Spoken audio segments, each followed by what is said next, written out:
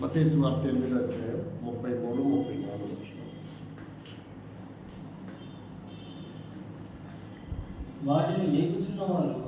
వాటిని మేపుచున్నవారు పారిపోయి పట్టణంలోనికి వెళ్ళి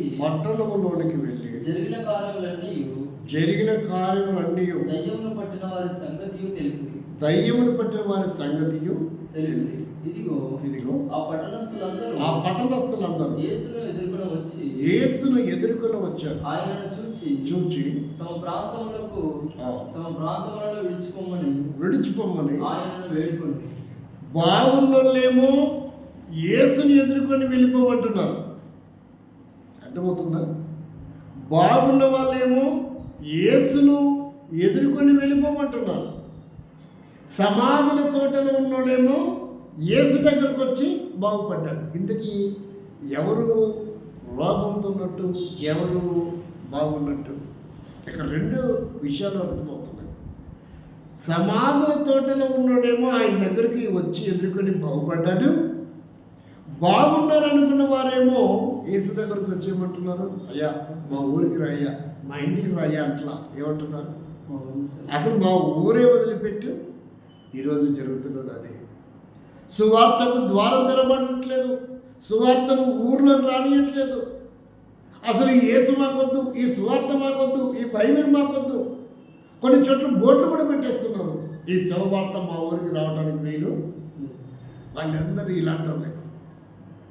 అంటే ఈరోజు చెప్పడం కాదు, అలాంటి వారు మొదటి శతాబ్దంలో ఉన్న అలాంటి వారు ఉన్నారు లేదా? ఈరోజు చెప్పడం కాదు, వీళ్ళు మొదటి శతాబ్దంలోనే ఉన్నారు. ఎవరు? ఎలాంటి వాళ్ళు? యేసు మా ఊరు రావడానికి వీలు లేదు, అక్కడ ఉండడానికే వీలు. ఇక్కడ నువ్వేం మాట్లాడద్దు, అసలు మా ఊర్లో అడుగు పెట్టద్దు. ఎవరు రమ్మన్నాడు వచ్చావు కానీ వెళ్ళిపో, మా ఊరు వదిలి పెట్టింది. ఇది చూస్తే ఎట్టుంది? వాడేమో యేసు దగ్గరకు వచ్చి బాగుపడితే వీళ్ళేమో యేసు దగ్గరకు వచ్చి రావటమైతే వచ్చినారు, ఎదుర్కోవటమైతే ఎదుర్కొన్నారు. కానీ ఎందుకంట వెళ్ళిపోమని చెప్పడానికి. ఈనాడు ఇంతకు ఎవరు గొప్పడో తెలుసా? వెళ్ళిపోమన్నాడు గొప్పలు కాదు, బాగుపడినాడు. వాడి జీవితం ఎంత నీచంగా ఉంటే ఏముంది, ఎంత దౌర్భాగ్యకరంగా ఉంటే ఏముంది, ఎంత విలువలేనిదైతే ఏముంది. కాబట్టి యేసు దగ్గరకు వచ్చి బాగుపడ్డాడు. యేసు తనతో చేసిన కార్యాలని ఒకసారి చదవండి, మళ్ళీ మన పాట దగ్గర రండి. మార్కు సువార్త 5వ అధ్యాయం 19వ వచనం. యేసు తన జీవితంలో చేసిన కార్యాలు ఏమైనాయంట? వెంటనే మనము ప్రకటించాలి.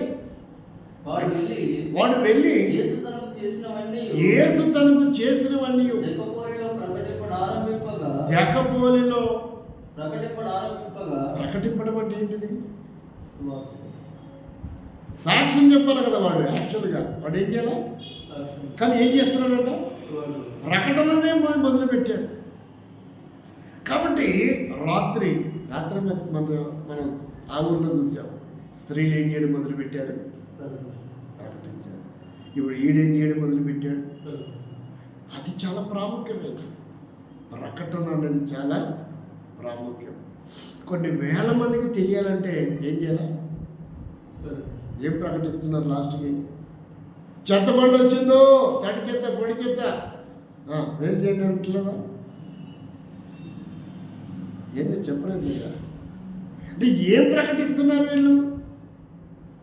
అంటే స్వచ్ఛ భారత్, మలినం అనేది ఎక్కడ ఉండడానికి వీల్లేదు. రోడ్లన్నీ శుభ్రంగా ఉండాలి. పరిసర ప్రాంతాల్లో ఏ దోమలు, ఈగలు వచ్చి కొత్త రోగాలు రాకుండా ఉండాలంటే మీ చెత్త చెదరు ఎక్కడ పడితే అక్కడ పడేయద్దు. చెత్త బండి వచ్చింది, బండిలోనేయండి. అవసరమైతే 2 వేరు చేయండి, పొడి చెత్త, తడి చెత్త. అర్థమవుతుందా? కానీ నేనేమంటున్నానంటే జీవితాలు బాగు చేసుకోవాలనే ఆలోచన లేదు ఈ రోజులో. మత ఛాందస్తవాదులు బైబిల్ పంచితే, సువార్త పంచితే వాడు తాగుబోతుగా, తిరిగిపోతుగా, నిద్రపోతుగా, దున్నపోతుగా, భ్రష్టు పర్వాలేదు. నాకు ఎట్టున్నవాడు పర్లేదు, వాడు మారితే ఒప్పుకో, వాడు బాగుపడితే ఒప్పుకో. కాబట్టి నువ్వు ఈ ఊర్లోకి వస్తే చాలామంది ఊర్లో వాళ్ళు బాగుపడతారు. కాబట్టి మీరేం చేయబోకండి మా ఊర్లోకి. అర్థమవుతుంది నేను చెప్పేది. ఇది ఎప్పుడు మొదలైందంట? ఇప్పుడు కాదు మొదలైంది ఇది. ఏ కరుణాకర్ సుగ్న రాధా మనోహర్ దాస్ వచ్చిన తర్వాత కాదు ఇది మొదలైంది. వీళ్ళ తాత ముత్తాతలు 2000 మంది పుట్టకుందే మొదలైంది.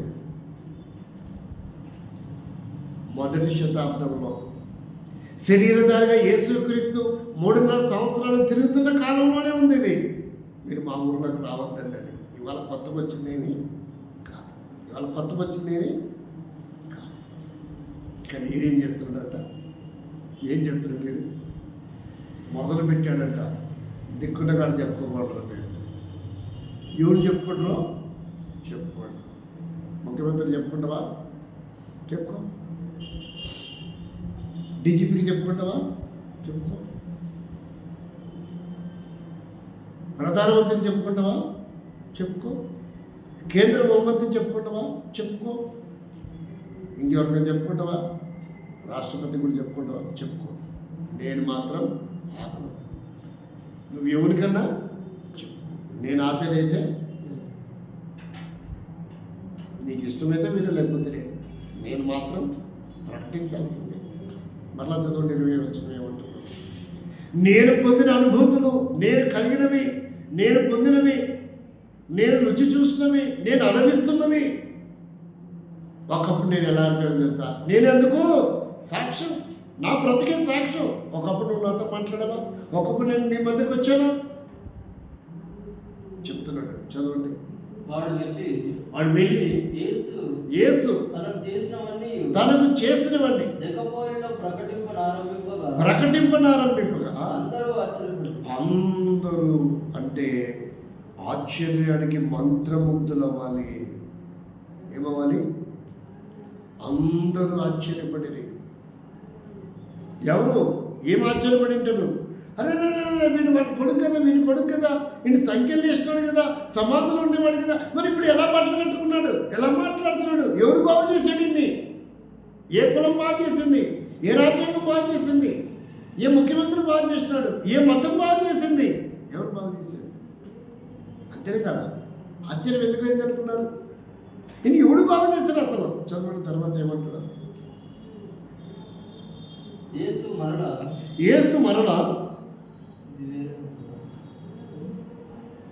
చదవండి, 19 చదువు.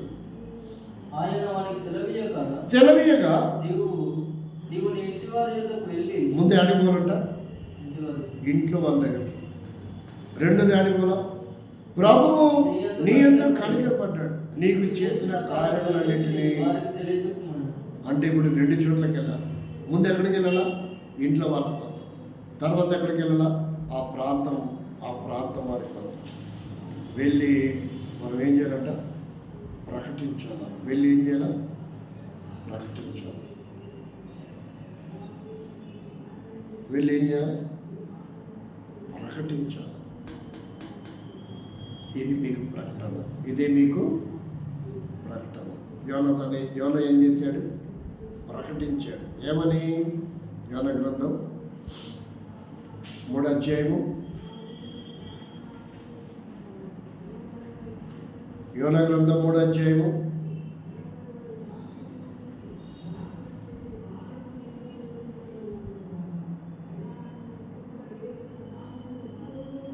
8వ వచనం. ఒకవేళ దేవుడు మనసు త్రిప్పుకొని పశ్చాత్తాప్తుడై మనము లయము కాకుండా కోపాగ్ని చల్లార్చుకుని కనుక ఏది పుచ్చుకోకూడదు. పశువులు కానీ, ఎద్దులు కానీ, గొర్రెలు కానీ మేత మేయకూడదు, త్రాగకూడదు. చదవండి. మనుషులందరూ తమ దుర్మార్గతను విడిచి తాము చేయ బలత్కారములు మానివేయవలనని మనుషులేమి పశువులేమి సమస్తం గోనెపట్ట కట్టుకున్న జనులు మనపూర్వకమా దేవుని వేడుకలని దూతలు నినివే పట్టణంలో చాటించి ప్రకటించింది. చాటించి, అది చాటి పడినది ఎక్కడి నుంచి వచ్చింది అనుకున్నారు? చాటి పడ్డారు కదా దాన్ని. అంతా డప్పు చాటి ఎప్పుడు మొదలైంది? మనిషి ఎప్పుడు పుట్టాడో డప్పు అప్పుడు పుట్టింది. అంటే మనుషులకు ఏ శుభకార్యమైనా ఏ కార్యమైనా తెలియాలంటే చాటింపు వేయాలి. అదే ప్రకటన. వాడు అంటాడు తెలియజేసుకొచ్చున్నాము అంటాడు. లాస్ట్కి ఏమంటాడు? కావాల్సిన వాళ్ళు వెళ్ళి తెచ్చుకోవచ్చు అంటున్నాడు. కరెంటు బిల్లులు కట్టాలా, ఖాళీ స్థలాలకు పన్నులు కట్టాలా చెప్తాను చెప్పడం. పంచాయతీ వారి ఆజ్ఞ దీన్ని అతిక్రమిస్తే మీ ఆస్తులు జప్తి. కరెంటు బిల్లు కట్టకపోతే కరెంటు కట్ చేస్తారు. నల్లాలకి బిల్లులు కట్టకపోతే నల్లాలు కూడా కనెక్షన్ తీసేస్తారు. కాబట్టి ఇది ఏంటిది? ప్రకటన చేయాలి. మరి ప్రకటించొద్దంటారు. అవి మాత్రం ప్రకటించాలి. అర్ధనగ్నంగా బట్టలు వేసుకొని చిందులేయచ్చు. గుంపులు గుంపులుగా పోయి చూస్తారు. బాగు చేస్తున్నారా, సమాజాన్ని పాడు చేస్తున్నారా? దాన్ని వద్దన్నారు. ఇట్లాంటి మా ఊరికి రావద్దు, మా పల్లెలోకి రావద్దు, మా వీధిలోకి రావద్దు అన్నారు. అరే సిగరెట్ కాల్చడం మా ఊర్లో లేకుండా పోవాలరా, మందు కాల్చడం మాకు వైన్ షాప్ మా వీధిలో ఉండొద్దురా అంటారా? కానీ అది కాదు. కానీ సువార్త మాత్రం ఎందుకంటే వాడు బట్టలు వేసుకోవడం వీళ్ళకి ఇష్టం. బాగుపడ్డ వీళ్ళకి వీడు బాగుపడడు, బాగుపడేవాడిని. దానికి ఒక మాట ఉంది తెలుసా? మత్తయి సువార్త 23 వచ్చిన మత్తయి సువార్త 23 వచ్చిన.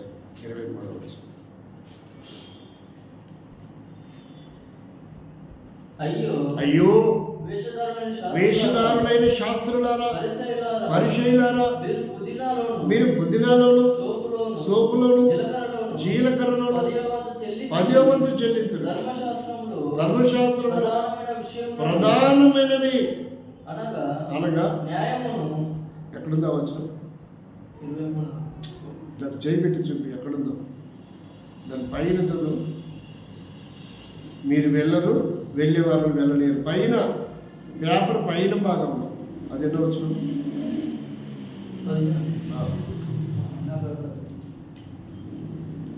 చదువయ్యా. అయ్యో శాస్త్రులారా, పరిసయ్యులారా, మీరు మనుషుల ఎదుట పరలోక రాజ్యమును మూయుదురు. మీరందరూ ప్రవేశించను. ఇది మత ఛాందస్తం అంటే. వీళ్ళు మతస్థులు. వీళ్ళెవరు? మతం అనేది ఎప్పుడు కూడా ఒక వ్యక్తి బాగుపడితే ఓర్చుకోలేదు. మతం అనేది, కులం అనేది ఒక వ్యక్తి ప్రయోజకుడు అవటం, ఒక వ్యక్తి మంచివాడు అవటం, ఒక వ్యక్తి నీతిగా ఉండటం, ఒక వ్యక్తి బాగుపడటం సహించలేదు. మతం గుడ్డలు చెప్పుకుంటుంది, తల కొట్టుకుంటుంది. కాబట్టి నేనేమంటున్నానంటే మతం వేరు, మనిషి వేరు. మతం వేరు, మనిషి వేరు. ఇప్పుడు యేసుని చంపింది ఎవరు? మతస్థులే. ఇప్పుడు వీడిని బట్టలు కట్టుకున్నందువల్ల ఈ ఊరు నుంచి నువ్వు ఈ ఊరికే రావద్దని చెప్తున్నది యేసుని ఎవరు? మతస్థులే. మనుషులైతే కాదు. ఒక కొత్త బోధ తీసుకొచ్చాడు వీడు. ఏమన్నారు? ఫరో ఇక్కడ ఏమంటారు? ఏ రోజు రాజు ఉండగా యూదులకి ఇంకో రాజు పుట్టాడని చెప్తున్న జ్ఞానులు పట్టుకొని చంపండి. మతస్థం, మత పిచ్చగలిగిన వారు, మత చాందస్తం కలిగిన వారు మనుషులు ఏం చేస్తారు? పట్టి పీడించి చంపుతారు. మనిషిని, సాటి మనిషిని మనిషిగా తయారు చేయలేదు. మతానికి ఆ శక్తి లేదు.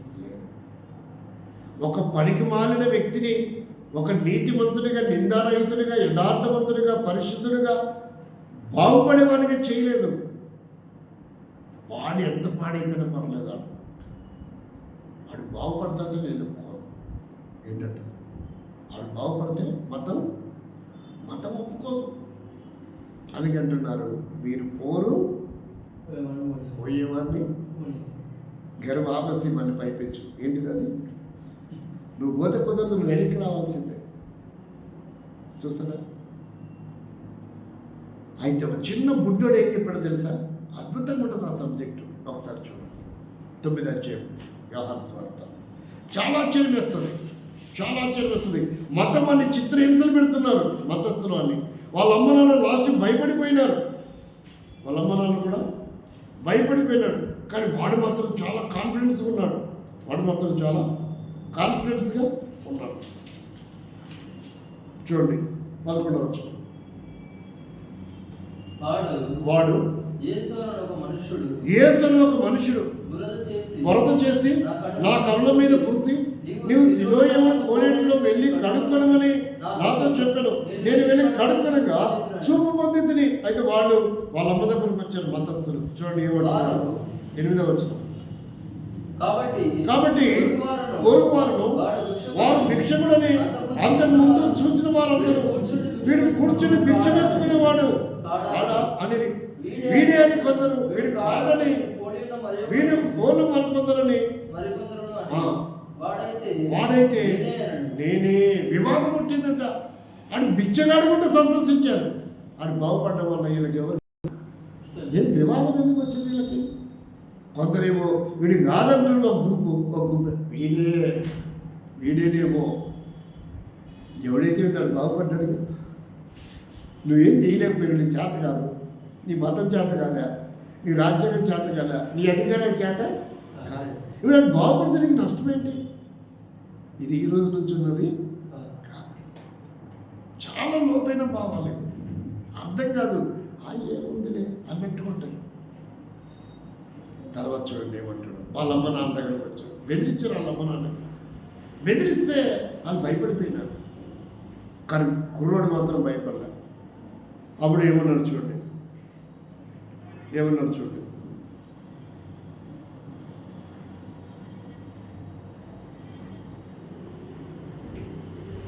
వచ్చింది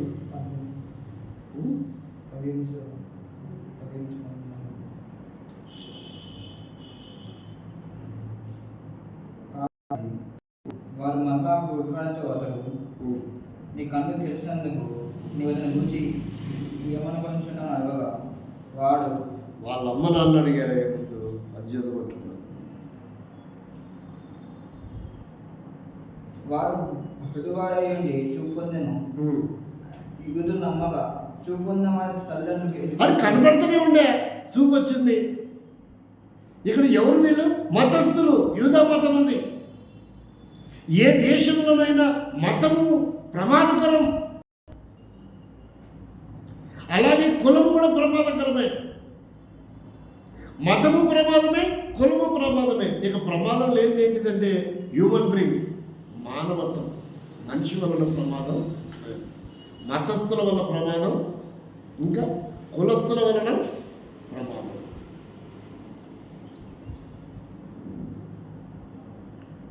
చదవండి, వచ్చింది చదవండి. వాడు గుడ్డివాడై ఉండి చూపు పొందనని యూదులు నమ్మక చూపు పొందిన వారి తల్లిదండ్రులను ఇప్పుడు ఏమైందంటే చూపు పొందాడు బాగు మంచిదే కదా, చూపు పొందాడు మంచిదే కదా, ఆడు బాగుపడ్డాడు మంచిదే కదా. లేదు, ఆడు గుడ్డోడు గుంటేనే బాగుంటుంది. అమ్మ నాన్న దగ్గరకు వచ్చాడంట. చూడండి 19. గుడ్డివాడై పుట్టానని మీరు చెప్పు, మీ కుమారుడు వీడేనా? అలాగైతే ఇప్పుడు వీడు ఎలా చూస్తున్నాడని వారిని అడిగిరి. అందుకు వారి తల్లిదండ్రులు గుడ్డివాడిగానే పుట్టినని మేము ఎరుగుదుము, ఇప్పుడు వీడు ఎలా చూస్తున్నాడో మేము ఎరగాం. భయం, చంపుతారని భయం. మతస్థులకు భయపడ్డారు, చంపుతారని భయం. అయ్యా ఏదేమైనా మా వాడు గుడ్డోడే, ఇప్పుడు చూస్తున్నాడు, చాలా బాగుంది అయ్యా, ఆ పుణ్యాత్ముడు పుణ్యం కట్టుకొని నా కొడుకు కళ్ళు తెచ్చాడే అని చెప్పుకోవడానికి ధైర్యం లేదు వాళ్ళకి, ఏం లేదు. అలా చెప్తే ఇప్పుడు ఏం చేస్తారండి? యేసుని కూడా అప్పుడు వచ్చాడా? మేము మతాధికారులు ఉండగా, కులాధికారులు ఉండగా, రాజ్యాధికారులు ఉండగా ఒకరిని మీరు పరిచయం చేస్తారా? ఎవరిని అడిగి చేసేవాడు? అర్థమవుతుంది నేను చెప్పేది.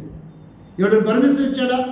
ఇట్లారా ఇట్లా ఎడు స్వార్థం చెప్పమని ఎవడు పర్మిషన్ ఇచ్చాడు? నీకు ఎవడన్నా ఏంటంట ఏమని అడుగుతారు? ఇట్లా వీడు స్వార్థం చెప్పండి, నీకు పర్మిషన్ ఇచ్చాడు. ఎవడికి పర్మిషన్ ఇచ్చాడు? ఎవడి ఎలా? ఎవడు అంటే ఒక వ్యక్తిని బాగు చేయడానికి ఎవడు పర్మిషన్ తీసుకోవాలా? చెప్పవేంది? ఇప్పుడు అదేమో సమస్య. మతం ఎలాంటిదో మీకు అర్థం కావడం చెప్తున్నా. మతస్థులు ఈరోజు కాదు వచ్చింది ఇది సమస్య. ఆ రోజు యేసు చంపింది ఎవరు? యూద మతస్థులే. ఓ పిల్లోడు బాగుపడితే వాడికి బాగుపడ్డాడు సంతోషించట్లేదు. చేస్తే గీస్తే మేం చేయాలి, వాడు అట్టాగంటే సంతోషం, వాడు బాగుపడితే మాత్రం మేము ఒప్పుకోం.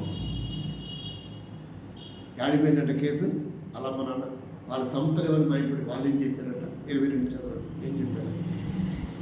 ఎవడు వీడి కళ్ళు తెరిచెనో అది మేము ఎరగం. వీడు వయసు వచ్చింది. ఒకవేళ ముసలి పాలన మీద సస్తం ఎందుకు? సస్తం ఇస్తే వాడే చావలేలే, వాడినే పోయి అడిగిపోండి అంటారు. అయ్యా మా కొడుకు కోసం మా ప్రాణాలు ఇస్తామల్లా ఇక్కడ ఇటు వాడి వయసు వచ్చినప్పుడు వాడిని అడగండి అన్న. అంటే ఇది చెప్పలేకుంటాడు తల్లిదండ్రులకి. చూడండి ఏం జరిగిందో చదువు. తన సంగతి తాను చెప్పుకోగలడని వారితో వారి తల్లిదండ్రులు యూదులకు భయపడి, ఎందుకంట యూద మతానికి భయపడి, గ్రామాధికారులకు భయపడి, కులాధికారులకు భయపడి, రాజకీయ నాయకులకు భయపడి, మూర్ఖులకు భయపడి, దుర్మార్గులకు భయపడి ఏం చేశారంట? అట్లా చెప్పారంట. వారిని అడిగి కనుక్కోండి అయ్యా. ఈరోజు భయం భయం భయం. కాబట్టి ఈరోజు సువార్తకి ఎన్ని ఆటంకాలు, దేవుడు చేసిన కార్యాలు చెప్పడానికి ఎన్ని ఆటంకాలు. అయితే ఈరోజు ఈ కుర్రాని వల్ల మనం ఉన్నామా? ప్రభువులలో చేయవేస్తే మనం తల్లిదండ్రులు భయపడుతున్నారు, అందరూ భయపడుతున్నారు. ఇప్పుడు వాడి దగ్గరకు వచ్చారంట, కేసు వాడి దగ్గరికి వచ్చింది. ఇప్పుడు ఆడేం చెప్తారు చూడు. రెండోసారి వచ్చారంట. ఇప్పుడు చదవండి 24. కాబట్టి వారు గుడ్డివాడైన ఆ మనిషిని రెండవ వారు పిలిపించి దేవుణ్ణి మహిమపరచు. అంటే యేసుని ఏమని చిత్రీకరించారు? యేసు ఒక మాస్టర్, యేసు ఒక రోమ సైనికుడికి పుట్టాడు. వాళ్ళమ్మ రోమ సైనికుడితో జీవించింది, కానీ పాపము చేశాడు ఆయన పాపాత్ముడే, వ్యభిచారం వల్ల పుట్టినవాడు. కాబట్టి మీరు ఏం చేయాలి? దేవుణ్ణి మహిమపరచండి. ఈయనే దేవుడిని సంగతాలు గ్రహించలేకపోయినారు. ఏం గ్రహించలేకపోయినారు? ఈయననే దేవుడు. ఏమని చెప్తున్నారు? మీరు దేవుణ్ణి మహిమపరచండి. ఈ మనిషి ఎవడంట? ఎలా చెప్పారు పాపని? వాడేమన్నాడు చూడండి 25లో, చాలా అద్భుతమైన వాడు ఆయన పాపం కాదు, నేను ఎరుగను, ఒకటి మాత్రం నేను ఎరుగుతాను. నేను ఒకప్పుడు గుడ్డివాడనై ఉంటుని, ఇప్పుడు చూచున్నానని. అందుకు వారు ఆయన నీకేమి చేసినని నీ కనులేక తెరచును మరలావాలని అడిగిరి. వాడు ఇందాక మీతో చెప్పా ఏంటంట? ఎన్నిసార్లు చెప్పించుకుంటారా బాబు? అసలు మీరు మనుషులేనా పశువుల? ఏంటో ఇందాక చెప్పాక అర్థం కాలేదా మీకు? ఎవరితో మాట్లాడతారు? ఓ బుడ్డోడితో. ఏంటంటే ఇప్పుడు బుడ్డోడు కాదు, ఇక్కడ మనిషి అని రాయబడింది. ఆ మనిషిని అడిగినారంట. అంటే ఇప్పుడు మనిషి అంటే 17 years అనుకుందాం, టీనేజ్ అనుకుందాం. కాబట్టి ఇక్కడ వాడు అంటున్నాడు, ఇందాక నేను చెప్పాను కదా, మీరు కడుపు కన్నం తెలివేయింది మన భాషలో చెప్పాలంటే. ఇదో చెప్తే మీకు అంతే కాదా? గుడ్లు వేసుకోవట్లేదు ఏందిరా మీరు? ఎంతమంది వచ్చారేంద్రా? నన్ను పిలిచారేంద్రా? నేను చెప్తే మీకు అర్థం కావట్లేదా? అసలు మనుషులేనా మీరు? కోపం వస్తుంది, అనుకుని రాదా? చూడండి ఏమంటున్న తర్వాత, వినకపోతే అసలు ఎందుకు? మీరు కూడా చాలా ఆశ్చర్యకరమైన మాట అడిగినాడు ఈ కుర్రాడు. అందుకు వారు ఏమన్నారు? మరలా మీరు కోరుచున్నారు, మీరు ఆయనను విశ్వసించుకోరుచున్నారా ఏమి అని వారితో అనెను. అప్పుడు వాడన్నారు, అందుకు వారు నీవే వారి శిష్యుడవు, మేము మోషే. ఏమంటున్నాడు? నీవే వారి శిష్యుడవు, మేము మోషే శిష్యులము అని దేవుడు మోషేతో మాట్లాడనని ఎరుగు కానీ వీడెక్కడి నుండి వచ్చామో ఎరగమని చెప్పి వారిని అంటే ఎవరు? యేసుక్రీస్తుని. వారిని మేము ఎరగం. వాడు అసలు ఎక్కడి నుంచి వచ్చాడు మాకు తెలియదని దూషించిరి. అందుకు ఆ మనుషులు ఆయన ఎక్కడి నుంచి వచ్చామో ఎరగకపోవటం ఆశ్చర్యమే. ఆయన ఎంత కాన్ఫిడెన్స్ ఉన్నాడో చూడండి. మీరు నమ్మినా నమ్మకపోయినా పర్లేదు, మీరు నమ్మినా నమ్మకపోయినా పర్లేదు, వీడు మాత్రం ప్రకటించడం ఆపట్ల, భయపడట్లా. వాళ్ళ తల్లిదండ్రులు భయపడ్డారు, కానీ వీడు మాత్రం భయపట్ల. 38 వచ్చిన చూడండి ఏమంటున్నాడు. అంతటి వాడు ప్రభువా, ఆ, నేను నేను విశ్వసించుచున్నాను చెప్పి చూడండి. ఆయనకు 36 చదువుకుంటే అప్పుడు 38 అర్థమవుతుంది. అందుకు అందుకు వాడు, ప్రభువా, ప్రభువా, నేను ఆయన విశ్వాసం ఉంచుటకు ఆయన ఎవడని అడిగాను. యేసు అంటున్నాడు, నీవు ఆయనను చూచుచున్నావు, నీతో మాట్లాడుచున్నవాడు ఆయనే. కాబట్టి ఇప్పుడు ఏమంటున్నాడు, ఖచ్చితంగా నిర్ధారించుకున్నాడు. ముందు అర్థం కాలేదు. నేను ఆయన నమ్మాలంటున్నావు, నేను ఆయన విశ్వసించాలంటున్నావు, ఆయన ఎవరు ఎవరు ఎలా తెలుసుకోవాలి నేను అంటున్నాడు. ఆయన నీవు ఆయనను చూచుచున్నావు, నీతో మాట్లాడే ఆయన ఆయనే, నీతో మాట్లాడే ఆయన ఆయనే. ఎవడైతే నీ కళ్ళు తెరిచాడో, ఎవడైతే నేను క్షమించాడో, ఎవడైతే నేను ప్రయోజనం చేస్తాడో ఆయననే, ఆయనే. ఇప్పుడు 38 చెప్తున్నాడు. అంతటి వాడు ప్రభువా, నేను విశ్వసించుచున్నానని చెప్పి ఆయనకు మ్రొక్కెను.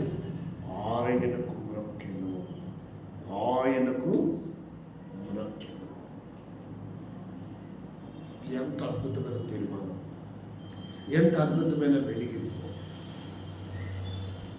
ఎంత బలవంతం చేసినా, ఆటంకపరిచిన, బెదిరించిన వాడు చెప్పడం మాత్రం ఆపలేదు. వాళ్ళ అమ్మలు భయపడ్డారు, కానీ మన అమ్మ నాన్న నమ్మకపోయినా, చెప్పకపోయినా, దేవుని నమ్మిన మనం దేనికి భయపడకుండా, ఎవరికి భయపడకుండా మనం ప్రకటించాలి. ప్రభునామాన్ని ఏం చేయాలి? ఆడన్నాడు, మీరు కూడా ఆయన శిష్యులు అవుతారా ఏంటి? ఏమన్నాడు? ఎంత ధైర్యం వాడికి, మీరు కూడా ఆయన శిష్యులు అవ్వాలనుకుంటారు ఏంటి? ఇందాక చెప్పాగా, మన వచ్చి అడిగారేంటి? అరే మనుషులారా, మీరు ఎన్నిసార్లు చెప్పించుకుంటారా? అక్కడ రాయబడలేదు, కానీ మనమైతే అలాగే అర్థం చేసుకోవాలి. ఎంత వెలిగింపంటే, అయ్యా నేను ఆయన విశ్వసించాలంటే ఆయన ఎవరు, ఆయన ఎవరు ఎలా గుర్తుపట్టాలి? అప్పుడేమో కళ్ళు లేనప్పుడు ఆయన పూసాడు, ఆ స్పర్శ మాత్రం గుర్తుంది, ఆ ఏట్లో పోయి కడుక్కోమని. కానీ ఇప్పుడు మాత్రం నేను కళ్ళు తెరవబడ్డాయి, కానీ ఆయన ఎవరో ఈయనకి అర్థం అవట్లేదు. కానీ స్వరం నిండాలి కదా. శిలో ఏమని కొన్నిట్లో పోయి కళ్ళు కడుక్కోమని చెప్పిన స్వరం ఏం లేకుంటాడా? ఆ స్పర్శ లేకుంటుందా? గుర్తుపట్టలేకపోతుంది. అదేంటిదంటే వయసు రీత్యా. అలాంటి అద్భుతం, ఆశ్చర్యకరం తన జీవితంలో ఎప్పుడు జరగలేదు, ఎవరు చెప్పుకోగా కూడా వినలేదు. కాబట్టి అది వయసు రీత్యా తను గ్రహించలేకపోయినాడు. కానీ సరైన పద్ధతి దగ్గరికి తీసుకొచ్చినప్పుడు, నేను ఆయన విశ్వసించుచున్నాను, నేను ఆయనను విశ్వసించడమే కాదు, మీరు కూడా ఆయనకు శిష్యులు అవుతారా అని అడిగాడు. మీరు కూడా ఆయనకు, వాళ్ళు ఏమన్నా కాదు, నువ్వే వాడి శిష్యుడివి, శిష్యుడిగా వాళ్ళ చేత గుర్తింపు, నీవే వాడి శిష్యుడు. ఈనాడు మనము ఈ స్థాయిలో ఉన్నాము.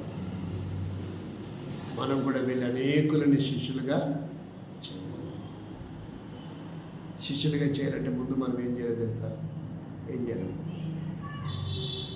మత్తయి సువార్తలో ఒక మాట చెప్పాడు, 4:19 అనుకుంటా, ఆ చివరి వచ్చిన చదువుతాం. 4:19 మనం అనేకుల్ని శిష్యులుగా చేయాలంటే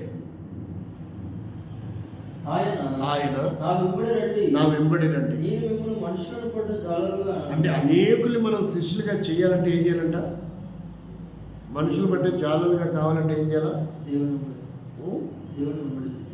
మనం వెంబడించాలి. ఆయన్ని వెంబడిస్తే, వాక్యానుసారంగా జీవిస్తే, వాక్య క్రమంలో జీవిస్తే, దేవుని ఆజ్ఞలకు మనం లోపడితే, మనం ప్రకటించగలిగితే, ప్రకటించకుండానే వారు శిష్యులుగా చేయలేదు. ముందు వెంబడించాలి, తర్వాత ప్రకటించాలి, తర్వాత మనం శిష్యులుగా చేయాలి. ముందు మనం ఏం చేయాలా? వెంబడించాలా. ఎవరిని? ఆయన్ని. మరి ఆయన లేడుగా. ఇప్పుడు ఎవరు వెంబడించాలా? వాక్యమును వెంబడించాలా, ఆజ్ఞను మనం వెంబడించాలా, ఆయన్ని మనం ప్రేమించాలా, వాక్యాన్ని ప్రేమించాలా, ఆజ్ఞని ప్రేమించాలా, దాన్ని మనం చాటించాలా, ప్రకటించాలా. అప్పుడు మనము శిష్యులుగా చేయగలం. అప్పుడు మన శిష్యులుగా మనకు నమ్మి కొన్ని బాధ్యతలు దేవుడు అప్పగించాలనుకుంటున్నాడు. దీన్ని కొన్ని బాధ్యతలు అప్పగించారు లేదా? ఇంటోడు సైటోడు బాధ్యతలు అప్పగిస్తారా లేదా? నమ్ముతారా అప్పగిస్తారా? నమ్మకపోతే అప్పగిస్తారా? మరి ఈడెవడో అప్పగిస్తే చేస్తాం, కానీ ఆయన అప్పగిస్తే ఎందుకు చేయలేకపోతున్నాం? అంటే ఇక్కడ మనకు సొమ్ము చేతికి కనపడుతుంది, అంతే కదా? అంతకంటే ఏమన్నా ఉందా? ఇక్కడ మనం చేస్తే ఎవడైనా మనకు ఒక పని, ఒక సైటు, ఒక పని అప్పగిస్తే మనకు సొమ్ము వస్తుంది, టార్గెట్ రీచ్ అవుతాం, మన చేతికి డబ్బు వస్తుంది. మరి దేవుడు అప్పగించిన దాన్ని చేస్తే కూడా జీతం ఉంది, ఆడ కూడా సొమ్ము వస్తుంది, ఆడ కూడా ఏమొస్తుంది. కానీ అది అంత త్వరగా కంటికి కనపడేది కాదు, అంత త్వరగా కంటికి కనపడేది కాదు. ఇప్పుడు ప్రవీణ్ పగడాలు చనిపోయినాడు, ఏసు నమ్మ కూడా చనిపోయింటే ఎవరికి తెచ్చేదా? లక్షల మంది వచ్చారు. ఏంటిది? దేన్ని బట్టి వచ్చాడు? ఆయన సచ్చిన తర్వాత పిలిచాడా? నేను చచ్చిపోతున్నా రాను అన్నాడా? లేదు, లక్షల మంది స్వచ్ఛందంగా వాలంటరీగా వచ్చారు. దేన్ని బట్టి? ఆయన యేసుని నమ్మాడు కనుక, ఆయన యేసుని ఎరిగాడు కనుక, ఆయన యేసుని వెంబడించాడు కనుక, ఆయన యేసు ఆజ్ఞను పాటించాడు కనుక, యేసుని ప్రకటించాడు కనుక ఆ వైభవము వర్ణనాతీతం. అదే మనం సంపాదించే ఎన్నటికీ లైవ్ కానటువంటి చిరచరాస్తి మనకు. అదే ఏంటిది? ఆ ఆస్తిని, ఆ జీతాన్ని మనం సంపాదించాలి. ఆస్తులన్నీ వదిలిపెట్టుకుని వచ్చాడు భక్సింగ్ గారు. కోట్ల మంది ఆయనను వెంబడించారు. అది ఆయన సంపాదించిన ఆస్తి. మనం ఏం సంపాదిస్తాం? కాబట్టి ప్రకటించాల. సమయమందు అసమయమందు, శరీరం సహకరించినా సహకరించకపోయినా, అనుకూలంగా ఉన్నా ప్రతికూలంగా ఉన్నా, మనమైతే ఏం చేయాలా? ప్రకటించాలి. మనం శిష్యులుగా చేయాలి. మనం దేవుడు మనం పొందిన దాన్ని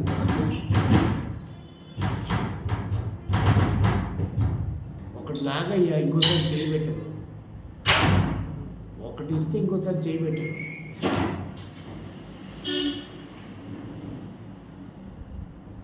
కాబట్టి ఇలాంటి గొప్ప తీర్మానం, ప్రభా నన్ను కూడా నీ నామ మహిమ కొరకు వాడుకో. పలాంగిచ్చో గారి గురించి తెలుసా? పలాంగిచ్చో తెలుసా? నేను ఇద్దరు వ్యక్తుల్ని గుర్తు చేస్తాను. పలాంగిచ్చో రక్షణ పొందటానికి ఎవరు కారణమో తెలుసా? ఒక చిన్న పిల్ల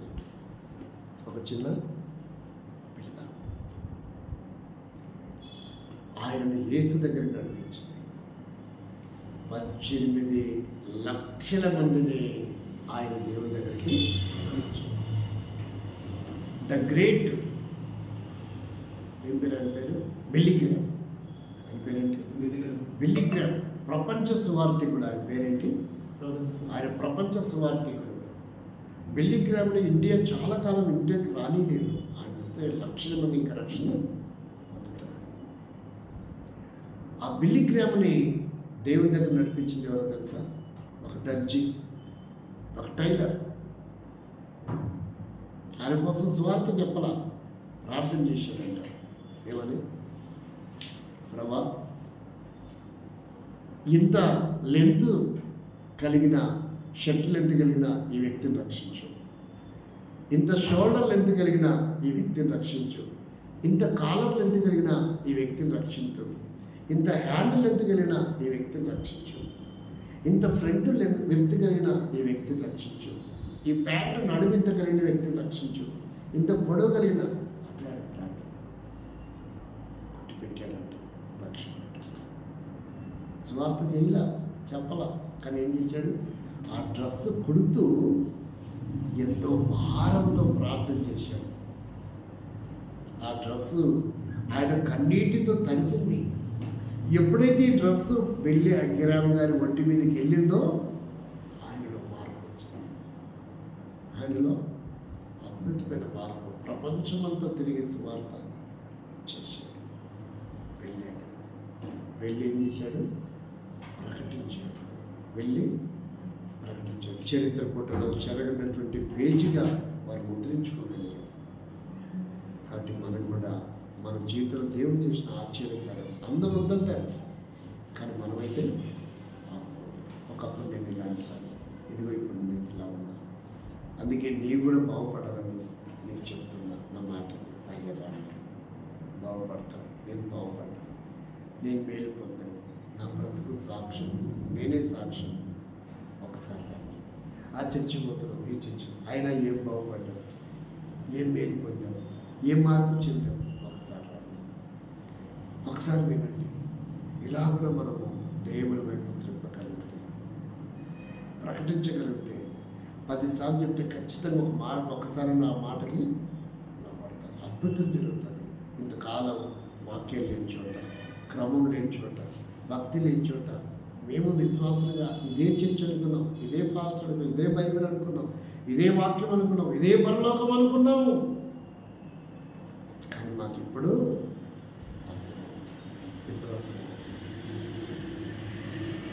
అర్థమైంది. మాకు వాక్యం అంటే ఏంటో, భక్తి అంటే ఏంటో, క్రమం అంటే ఏంటో అర్థమైంది. సంఘం అంటే ఏంటో, సహవాసం అంటే ఏంటో మాకు అర్థమైంది. నువ్వే పిలకపోతే మేము ఈ స్థాయికి వచ్చే వాళ్ళమే కాదు. అటు మనం గుర్తున్నాం. అట్టి అనుభూతికి దేవుడు మనకు అనుకూలపరిచి ఆశీర్వదించడం కాక ప్రార్థన చేస్తాం. సర్వశక్తివంతుడా, సర్వ